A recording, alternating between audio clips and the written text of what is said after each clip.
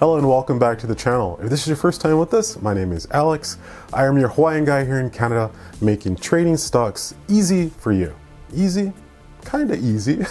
What we do here, we try to explain different terms and terminologies that individuals that are new to the market might not readily understand. We break things down, make it a little bit more simple to digest.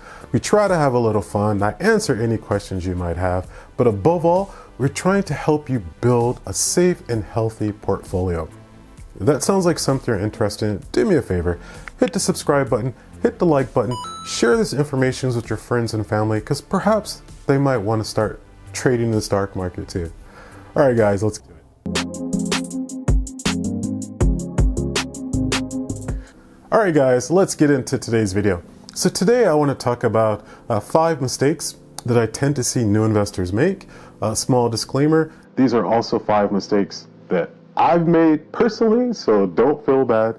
This tends to happen to almost 99% of individuals that are entering the market for the first time, unless you have some support from individuals who've been down that road before, like maybe a parent or a colleague. Unless you have some support and someone kind of giving you information in your ear, you tend to make these 5 mistakes. And let's start with number 1. I want you to prepare yourself and understand right now, at some point, you will lose money in the market. That's just the way it is, okay?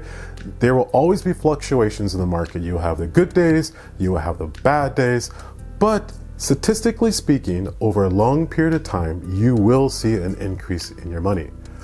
Don't be the type of person, your stock drops 2 to 3% today and you worry, oh my God, I have to pull out before I lose all my money. Because like I've always said, before you invest in any stock, you really want to do your due diligence and make sure this stock is something that's good for you, that this stock is poised to do well for the next 10 or 20 years. Don't buy a stock and you think they might go out of business in the next 2 months. Because when you do purchase a stock, please remember, you are part owner of that business. You are a shareholder of that business. I don't know about you, but if I was going to buy a company or a business, I would never buy a business with the expectation that business is going to go out of business in 2 or 3 months, right? You're looking at the long-term period. You're looking at where that business will be 10 years from now, 20 years from now, 30 years from now. You're not hoping that business might do well in the next month or 2. You're hoping that business will do well in the next 10, 20, 30, right? So do your due diligence and prepare yourself now that there will be dips in the market and you will lose money from time to time. Number 2, and this is one that I know it's just human nature, you can't help but do this, and this is jumping into hot stocks because something you read on Reddit or one of your friends told you, oh, you better buy the stock, it's going to soar 300, 400%. Or you see those individuals on YouTube, oh, you better watch out for this stock, it's going to gain 1,000% in the next 2 months. How do they know that? Normally on this channel, if I give you stock recommendations that I actually put in my portfolio, again, I'm looking for growth over a long period. The stocks that I do recommend, or the stocks that I talk about in this channel, you're not gonna double your money in the next 6 months. It will take years for those stocks to gain any traction, for actually you see increase in your money, but that's investing. If you're looking to make a quick return, to double your money, hit Vegas, go to Surrey, go to casinos in Surrey or Atlantic City or wherever you are in the world. If you want to double your money quick, go to the casino. If you want to invest, understand this is a long-term investment. You're not investing for a year, you're not investing for 5 years, you're not investing for 10 years. This is something that you will do for an extended long period of time. Don't hop on those stocks that you think are just hot right now, that you did no background information, you just heard that it's a great stock pick. Do your due diligence and look at the stock, make sure it's right for you. All right, number 3. I cannot express this one enough. Know the value of the company that you're putting your money into. And what I mean by that, imagine you have a can of Coca-Cola here. It's $10 per share. Imagine you have a can of Pepsi here. It's $12 a share. Which is a better value? If you said $10, you're not looking behind the curtain. You're not looking at the value of what you're getting for that $10. And what I mean by that, this can of Coca-Cola that's $10 is maybe 350 milliliters of Coca-Cola in that can, versus this Pepsi for $12, you're getting 600 milliliters. So yeah, this one is $2 more, but you're getting double the product, right? So what I'm saying here is you must look behind the curtains at the company, at the CEO, at their balance sheet, at their debt to ratio income, any technologies that they have coming up in the future, any innovations that they're looking at. You really need to sit down and look at what company you're about to put your money into. Do not, I repeat this, do not look at a stock and say, oh, okay, for example, Air Canada, they were $57 pre-pandemic and now they're at $24, $25. I'm going to buy Air Canada because when the vaccine kicks in, everyone's going to be flying again and that stock is going to shoot back up to $57. Don't do that. I mean, okay, I'm not telling you what to do. I'm just saying I wouldn't do it personally.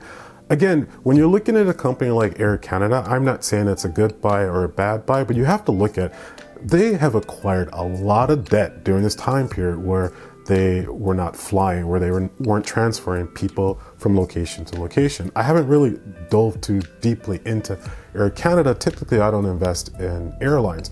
But what I'm saying is, if Air Canada is negative $1 billion or $2 billion, there's no way that they're going to hit that 57 mark as soon as the vaccine kind of hits the market. Yeah, they might get back up to $57 a share, but it will take time.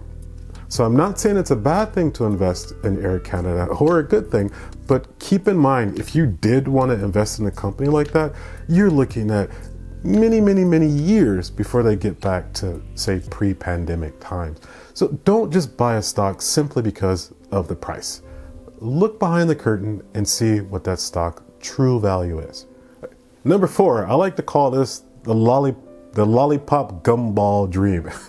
And this is basically when individuals see the stock market 3 ways. They see the stock will go up, they see it being static, just very cross the line, or they see it crashing. And typically with a lot of individuals new to the stock market, when the market is up, they're as happy as can be. When the market is going sideways, in their mind they're thinking, should I sell, should I sell, should I sell? If the market is going down in a particular stock, the first thing a new investor thinks is, I'm going to dump this stock before I lose too much money. There's one point that I would like individuals to kind of understand. On a typical day in the stock market, stocks rarely move between 1% to negative 1%. There's not a lot of huge fluctuations in stocks. Typically, I mean, you will have occasion where things kind of jump up and down.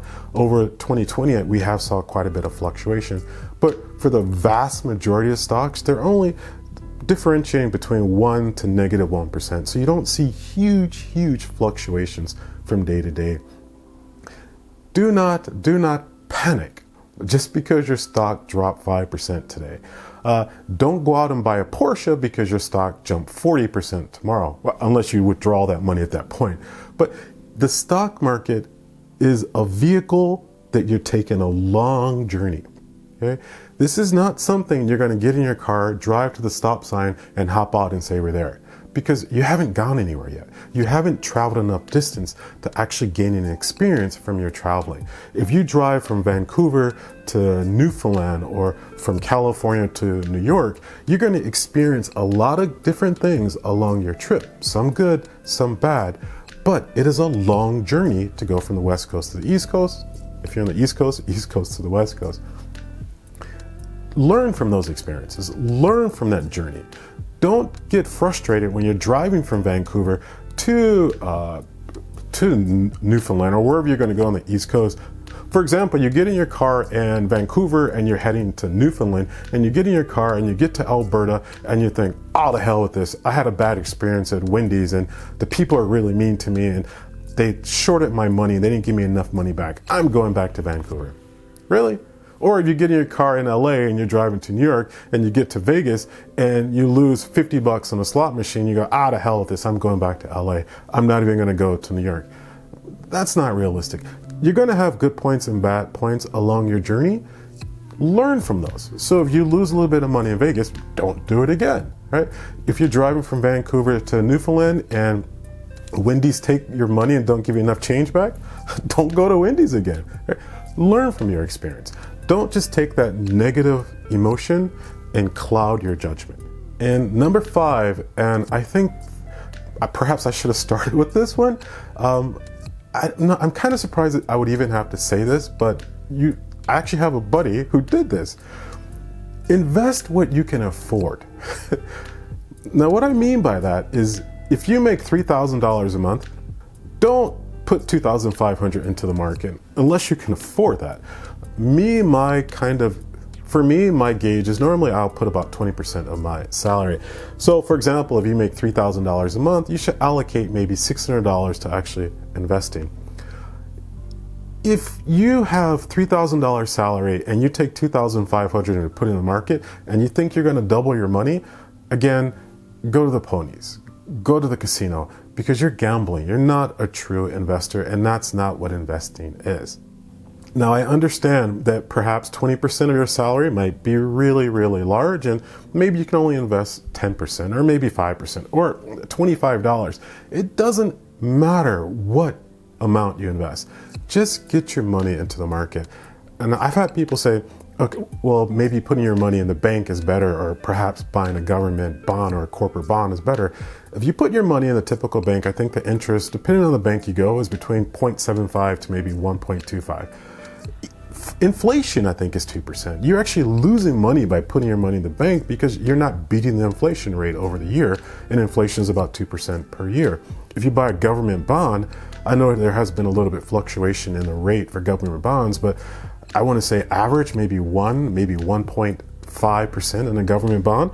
Unless you can get a bond for 3 or 4%, I would stay away from government bonds or corporate bonds, at that matter. Putting your money into the market statistically is a better option over the long run to have financial security when you get older.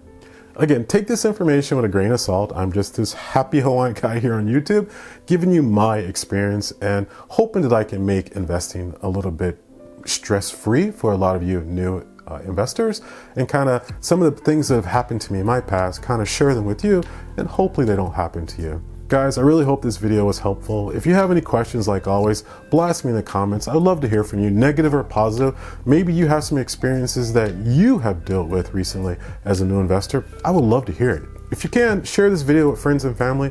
Help this Hawaiian guy in Canada grow his channel, and we can make everybody super rich here in BC. There's a lot of rich people in BC. All right, in the prairies and other places too. All right, guys, until I see you next time. Aloha.